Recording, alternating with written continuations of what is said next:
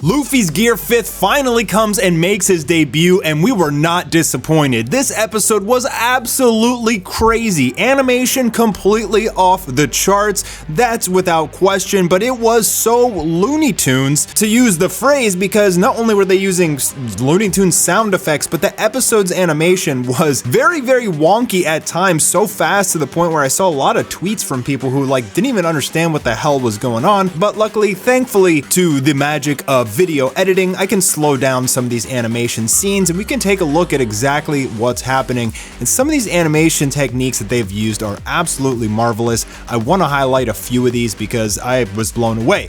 And the best part about this is we get another episode next week in which Luffy and Kaido will continue fighting, and it's apparently supposed to have even better animation than 1071. So we're in for a real treat. Luffy was knocked out by Kaido and it looked like he was defeated, but he awoke in his Gear 5 form because, as the world government tells us, the Gum Gum fruit has evaded them for 800 years. It's almost as if it has a mind of its own, and one of the members confirming that mythical zone devil fruits have a mind of their own. And this particular devil fruit, this extremely rare one that Luffy had eaten the entire time he had this inside of him, was the sun god Nika.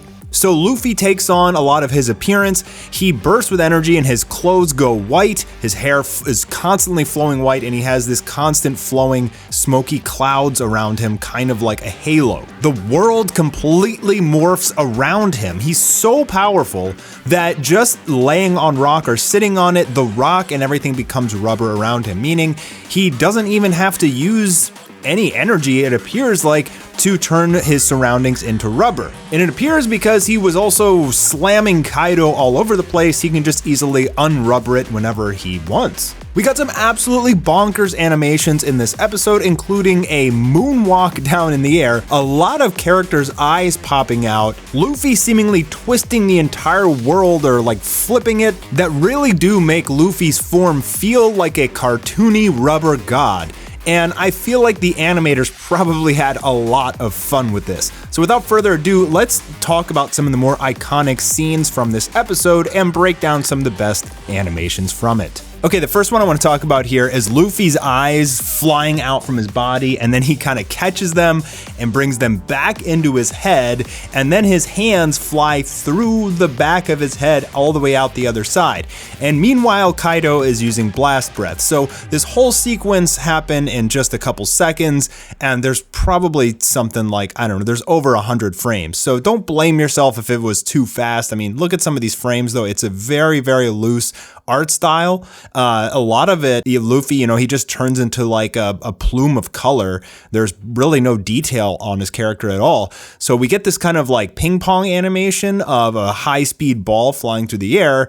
And that is, I guess, his eyeballs popping out of his head. Now we get Kaido using blast breath, and then Luffy's arms actually fly out, grab the eyes, squish them, and the camera follows his hands as it goes back to his head. And that's why it kind of looks like Luffy is zooming up into the screen really fast. He's not. It's actually the camera is zooming forward right up to Luffy's face in this unique foreshortened angle very quick.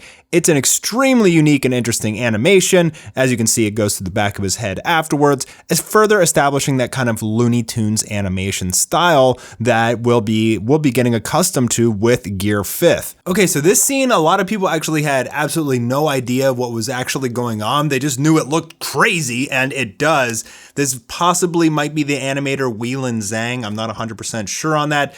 And I was thinking, did Luffy just flip the world backwards to redirect Kaido's blast breath? But no, he's sitting on top of this square slab of mountain and he grabs onto it. As the blast breath hits it, it's rubber, so he's essentially using it as a slingshot. And you can see the ball kind of sticking out the back of the rock like a slingshot. And then Luffy says, go get him and just launches the thing, and it literally toasts the hell out of Kaido. Very, very cool sequence. I don't really understand too much this part, like the black of his eyes even just starts coming off, and I think it's just supposed to symbolize, you know, again, the Looney Tunes stuff, but Sun God Nika can basically alter reality just by thinking it. He can do anything his imagination wants, so that's the explanation for a lot of the very strange looking cartoony animation that we're getting. All right, and then finally, obviously, we have to talk about the moonwalking scene. This is such a flex of animation.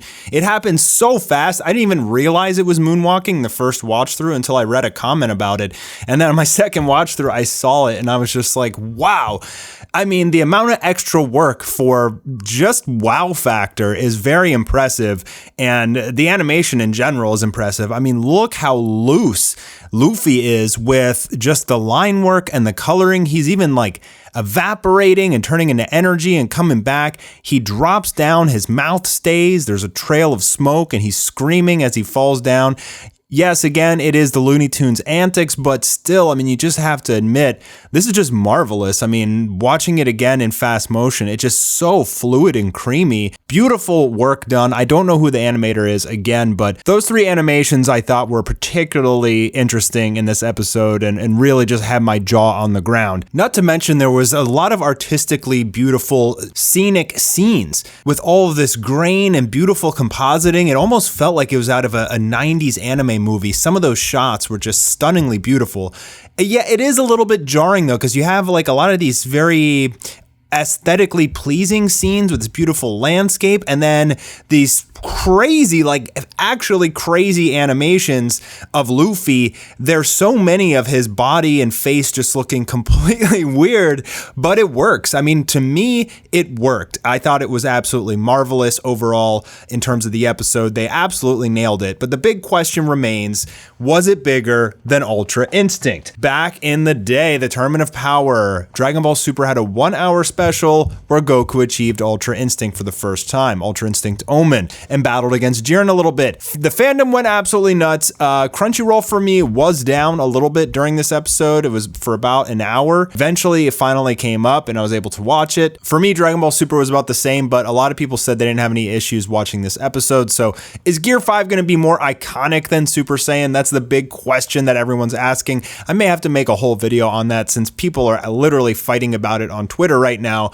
but I would say probably not.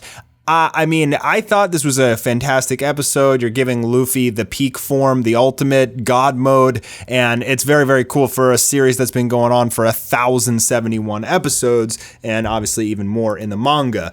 I was incredibly impressed. The animation team just episode after episode just continues to drop these marvels on us, and One Piece fans are eating good, man. I mean, you want to compare how iconic Goku's Super Saiyan is to Luffy's Gear 5, but the thing is, Dragon Ball ain't on the air right now, and One Piece is. So I have a feeling that an event of this scale could definitely bring in a lot more of the Western One Piece viewers. It's huge in Japan. It's #1 in Japan, and it's very, very big everywhere else, but I still don't think that Luffy's Gear 5 is more iconic than Super Saiyan, in my opinion, yet. We'll have to see how the viewership went, what some of the sales numbers were, and then we'll be able to give a more accurate idea of how iconic actually was this episode. But don't forget, there's one more. We have the next episode preview right here, and I plan on making a video on that as well this week. So make sure you guys are subscribed with notifications enabled, because the next episode's supposed to be even crazier.